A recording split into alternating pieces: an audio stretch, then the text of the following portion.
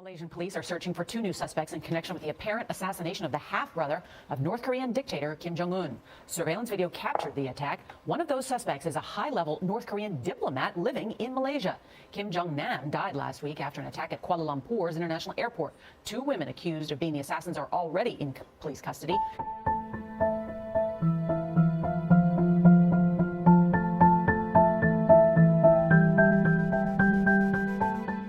The assassination of Kim Jong-nam, the estranged stepbrother of North Korean leader Kim Jong-un, took place on February 13, 2017 at Kuala Lumpur International Airport in Malaysia. The incident shocked the world and raised questions about North Korean involvement and the methods employed in executing the assassination. Kim Jong-nam was the eldest son of former North Korean leader Kim Jong-il and was once considered a potential successor to his father. However, he fell out of favor with the regime after a botched attempt to enter Japan using a forged Dominican Republic passport in 2001. Since then, he had been living in exile, mostly in Macau, China, under the protection of the Chinese government. How the assassination happened. On the day of the assassination, Kim Jong-nam was at Kuala Lumpur International Airport waiting to board a flight to Macau when two women approached him. One of the women, Siti Aisyah from Indonesia, smeared a toxic nerve agent called VX on his face, while the other woman, Dong Thi Huang from Vietnam, distracted him. Kim Jong-nam quickly realized he had been attacked and sought help from airport staff but ultimately collapsed and died on the way to the hospital. Based on the investigation and accusation, the swift and public nature of the assassination carried out with a banned chemical weapon in a busy airport immediately raised suspicion of North Korean involvement. Malaysia authorities quickly arrested Siti Aisyah and Dong Thi Huang along with several North Korean suspects believed to have orchestrated the attack. The two women claimed they were led to believe they were participating in a prank for a reality TV show and had no knowledge of the deadly toxin they were handling. The North Korea government denied any involvement in the assassination and accused Malaysia of colluding with South Korea and the United States to frame North Korea for the crime. There are a few motives behind Kim Jong-nam's murder, and one of them is a political threat. Kim Jong-un was said to have competition from Kim Jong-nam as he is the eldest son of the previous leader of North Korea, which is Kim Jong-il. A common belief in many monarchical or dynastic systems is that the eldest son is the prime successor. Even if he lost support, Kim Jong-nam's ancestry offered him some credibility in the eyes of North Koreans who might have looked for an alternative to Kim Jong-un's authority. Kim Jong-nam's mere presence threatened Kim Jong-un's legitimacy, even though he had been living in exile and has no overt leadership aspirations. Kim Jong-nam lived in exile in China and Southeast Asia after losing favors. Kim Jong-nam's luck changed in 2001, a North Korean defector to South Korea's claim, when he was discovered attempting to enter Japan using a forged passport to visit Tokyo Disneyland. His father became enraged by the event and eventually removed him from the leadership race. Kim Jong-nam pleaded with his younger brother to spare him and his family in a later date, April 2012. However, it is appear that North Korean operatives maintained him on their assassination list. Kim Jong-nam has not made many political pronouncements in recent years.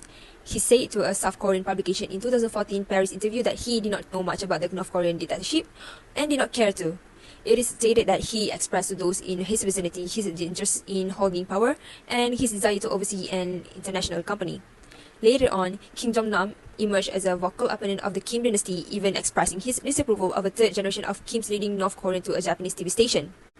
Despite his lack of overt ambitions for authority, his very existence and possible reach rendered him a figure of significance. Kim Jong-nam was seen as a viable substitute by North Korean elite and groups who were unhappy with Kim Jong-un's leadership. Kim Jong-un's administration might be undermined by external forces or domestic dissidents using his symbolic influence. There are other motives such as Kim Jong-un's need for control and paranoia. Since gaining power, Kim Jong-un has killed off anybody he thought posed a threat. This covers senior government officials, commanders in the armed force, and even close relatives. For example, in 2013, Kim Jong-un gave the order to have his uncle, Jang Song-taek, a prominent member of the North Korean regime, executed. This pattern highlights Kim Jong-un's approach to power consolidations, which involve eliminating any possible opponent and instilling fear. Then, some other external consideration as a motive is that Kim Jong-nam was said to receive external support. According to the National Intelligence Service, NIS, Kim Jong-nam was somewhat shielded from China, North Korea's most significant ally. It would be a serious worry for Kim Jong-un if China believed that Kim Jong-nam would be a superior successor and fit their needs. There has been rumors that Beijing wanted him to take over as a North Korean leader in the case of a Korean Peninsula crisis. Some experts believe that Kim Jong-un killed his half-brother to prevent a campaign to replace him backed by China, given the incoming US administration's strong stance on Pyongyang at the time. Although Kim Jong-un is angry about China interfering in North Korean issues, Beijing used to place a great value on Kim Jong-nam. According to a person with knowledge of North Korea, one Chinese Communist Party official took a shine to the elder Kim and allowed him to use a vacant property.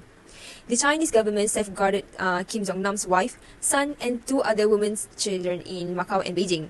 So, by removing Kim Jong-nam, Kim Jong-un not only got rid of a possible opponent, but also demonstrated his independence from Chinese influence and made sure that there would be no outside support for his leadership. Another reason for Kim Jong-nam's assassination is to send a message within North Korea about the extent of its willingness to commit atrocities. North Korea's determination to protect its leadership was evident in the employment of a VX nerve poison in a public setting for the assassination techniques. The purpose of this measure was to dissuade any foreign countries from considering regime change or endorsing other leaders. It sent a strong message to audience throughout the world that Kim Jong-un's administration would not put up with any attempts to undermine its stability. Besides giving messages to the world, it also reminds the North Koreans themselves. The assassination would have strengthened the climate of dread that Kim Jong-un uses to keep things under control within North Korea. The messages was very clear. If a family member poses a risk, they are not protected at all. As a result, any internal groupings would be deterred from considering revolt or supporting alternate leaders. Kim Jong-un's assassination of Kim Jong-nam was designed to unify the North Korean elite under his leadership. Any diminishing devotion can be strengthened by a clear demonstration of his willingness to destroy threat with tremendous harshness. By generating fear, he was able to strengthen his control and ensure obedience. Kim Jong-nam's killing was motivated by his serious political threat to Kim Jong-un. He constituted a significant danger due to his established leadership position, capacity to act as a symbol of resistance, and obvious outside backing. Kim Jong-un's approach of removing threats mercilessly was consistent with his overall objective of maintaining control over North Korea's political system and securing his position of authority. The evidence in this case was found during the autopsy process. Despite the objection of North Korean diplomats to doing an autopsy on Kim's body, one was still done. Later, Malaysian officials said that because the North Korean diplomats did not file a formal objection, the autopsy was carried out. In the presence of multiple North Korean officials, a postmortem on Kim was performed at the Kuala Lumpur Hospital mortuary on February 15, 2017. The formal identification of Kim's body was complete the next day. Pathologist Muhammad Shah Mahmud of Kuala Lumpur Hospital performed the autopsy and stated that the toxin had harmed Kim's brain, liver, and lungs. According to the chemical pathologist Nur Ashikin Othman's testimony, Kim's urine displayed signs of poisonous exposure. Cholinesterase levels below normal suggested that Jong-nam had been exposed to a nerve agent or insecticide. Dr. Noliza binti Abdullah, a forensic specialist, testified that Jong-nam's constricted pupils and the excrement found in his pants indicate he had likely been poisoned. The nerve agent VX was detected on Kim's face, according to the post-mortem toxicology analysis, which was revealed by Malaysian Police Commissioner Khalid Abu Bakar on February 24, 2017. While it was widely believed that Kim Jong-nam was murdered on the orders of Kim Jong-un, however, Malaysian prosecutor Azmi Arifin said on 26 June 2018 that he had no evidence of a conspiracy linking North Korean leader Kim Jong-un to the murder of his estranged half-brothers in Malaysia, and he said that, "I cannot rule out that this could be a political assassination. Despite that, I am unable to confirm this fact." So it is clear that the deadly nerve agent VX was used in the assassination of Kim Jong-un's half-brother Kim Jong-nam. It is the most lethal of the nerve agent produced, more so than sarin. So what is the VX agent? Nerve agent VX is an insecticide of the modern day. It belongs to the organophosphate family. It is transparent, tasteless, odorless liquid that resembles motor oil in appearance. Rapid acting and deadly, VX interferes with the signal delivered from the brain to the body vitals organ and other parts, affecting the neurological system. VX acts on the body by preventing the acetylcholinesterase enzyme from doing its job. The VX molecule interferes with the way glands and muscles function by blocking an enzyme that allows them to relax. That causes muscle to clench uncontrollably and eventually prevent the victims from being able to breathe. The lethal dose of VX range from about 10 milligrams via skin contact to 25 to 30 milligrams if inhaled. Early symptoms can include pupils, runny nose, wheezing, and muscle twitching. Death can occur anywhere from within a few minutes to hours, depending on the dose and the method of contact. VX is considered a weapon of mass destruction and is banned under 1993 Chemical Weapon Convention. However, North Korea, alongside with 2 other countries, Egypt and South Sudan, have neither signed nor acceded to the convention.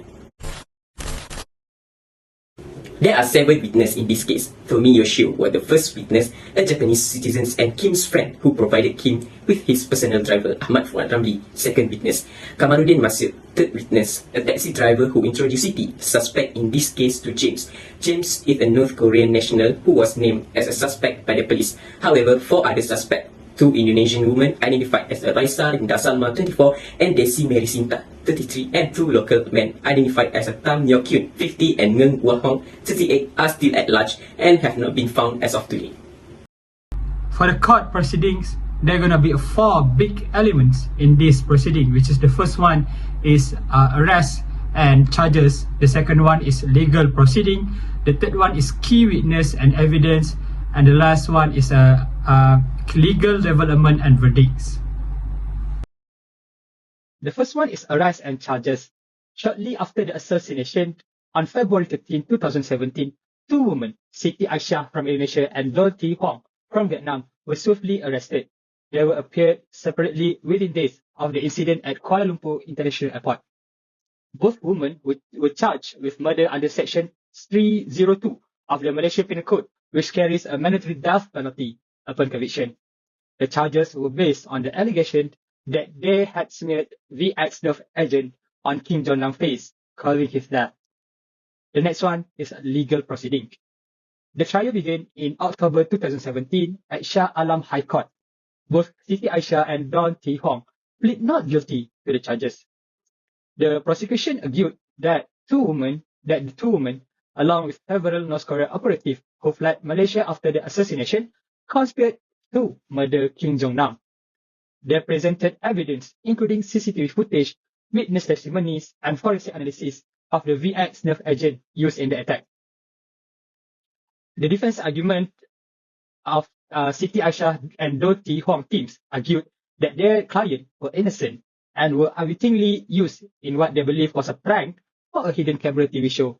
They contended that the North Korea operative duped the woman into carrying out the attack.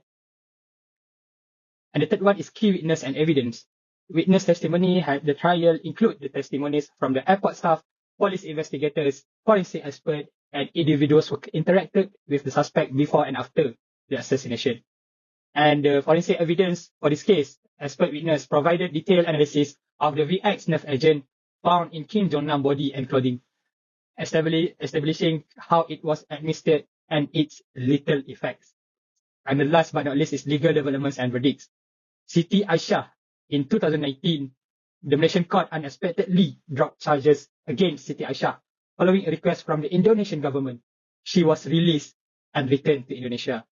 And for Don Thi Huang, in April 2019, she pleaded guilty to a lesser charge of causing injury, which reduced her sentence to just over 3 years within time served and good behavior.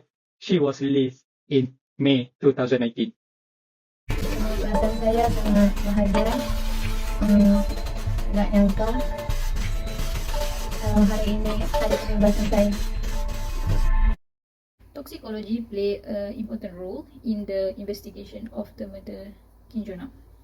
So there's a few points where the toxicology contribute in the investigation. First one, the identifications of the toxins that have been used in the attack of Kim Jong Nam. So the forensic toxicology analyzed a sample in the Kim Jong Nam body, include his blood, tissues, and clothes, and they determined that the toxic substance that being used was VX nerve agent. VX is highly potent chemical that classified as the weapon of mass destruction by the United Nations. It is determined the cause of that. Toxicology analysis provide clear evidence that the cause of that was acute poisoning by the VX nerve agent, and this is very important to establish the nature of attack was poisoning rather than natural or accidental cause of that. Number 3 is understanding the mechanism of actions. VX nerve agent can disrupt the nervous system by inhibit one of the enzymes that very important for the nerve function. Toxicologists also explain how the exposure to even a small amount of VX can lead to severe symptoms and rapid death, and it was matched to the clinical presentations of the Kim Jong Nam after the attack. 4 is linking the evidence to the suspect. There are traces of VX or its degradation product on the clothes and hand of the suspect. So this toxicology physical evidence is pivotal into linking the suspect to the crime, despite their claim of ignorance regarding the true nature of the substance they were handling. So lastly, with the cooperating surveillance camera and witness testimony, it's strengthening the overall cases. So we can conclude that toxicology play a very important role in these Kim Jong-nam murder cases, which is for the identify the toxins, to establish the cause of death, linking the suspect to the crimes, and provide scientific evidence for the legal and public health response.